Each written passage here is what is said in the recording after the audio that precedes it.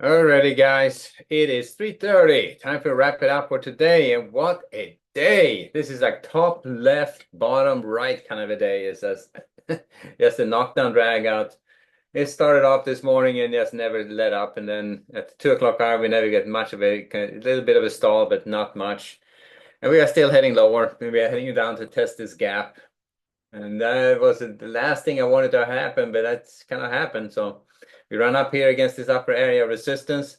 I was hoping that they could like, punch through it, but nope, they were gonna knock it down. And here we go, right back down here. And I'm looking for a test of this little gap here. That's kind of what I'm looking for right now. But after they took out the 57.90s, as I said this morning, stay on the short side. And if you did that, you would have been in pretty good shape. So I mean, we are right down here testing that 57.40, and here's your gap down to that level, the 57.20s. Chances are they're going to try to run it down into this gap. That's kind of what I'm thinking. So still looking for short setups, though you're getting these little bursts to the upside, getting you caught and shaking you out. That's happening now.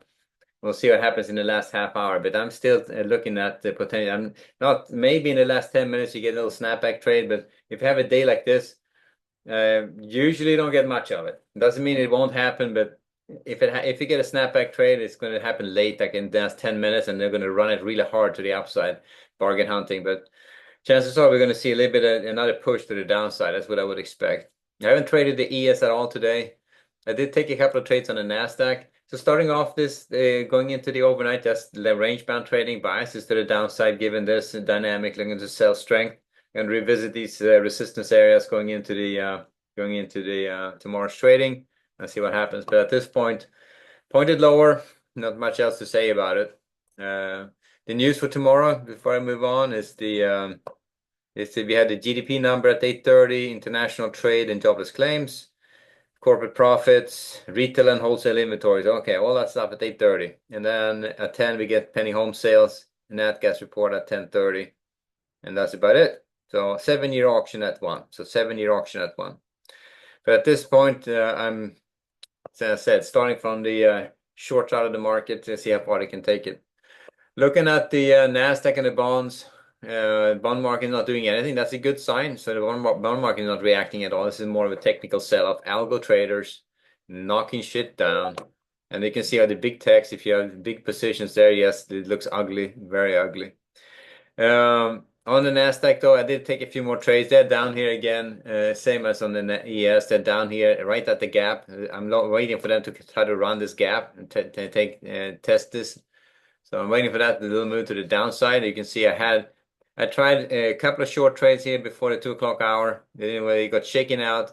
I tried another short trade here on this pullback because I didn't want to get short on when it heads lower because it's just a recipe for getting caught. But on this pullback here, I figured a short trade here, and then they caught me, and they would look like they were trying to take this higher. I had my stop outside that rotation. I figured, okay, maybe they're going to try. Maybe this is it. Maybe it was a nice retest here, and maybe they're going to try to take this higher at the 2 o'clock hour. So I got out of that trade, and literally after I got out, the whole freaking thing came down like this. It's like, ah. And of course, you don't chase it because you don't know if it's just a burst or not. But man, that was sucky. That sucked.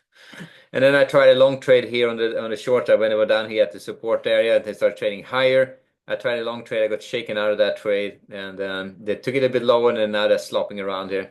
So 5 trades, $16. That's it. It's like pretty much all of them were shakeouts. One I scratched, but the rest of them were just flat out shakeouts. So rough day. A day like this, I mean, you think you can. It was easy to make money, but you had to have trade location. You have to be able to sit in a trade, and sometimes you get cheated out of it, like I did on that last pullback here. But then again, you're stepping in front of something where they potentially could run it higher. So 2 o'clock hour is also a good time when they potentially could change direction.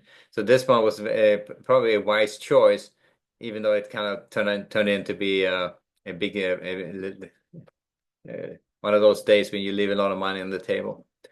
Anyway, so that's where we are. Both ES and Nasdaq trade-offs on the short side of the market to get started. Not going to be very aggressive on the long side right now. I'm still looking for them to kind of pop it to the downside going into the close here. We'll see. If the last 10 minutes we may see a pop to the upside if we get the bargain hunt. Otherwise, I want to see too much of that. I won't expect too much of that. And then finally, oil and gold. Not much to say about either of those. So gold just kind of sitting in a range, same as oil, not going anywhere. So I would just not worry about oil and gold right now.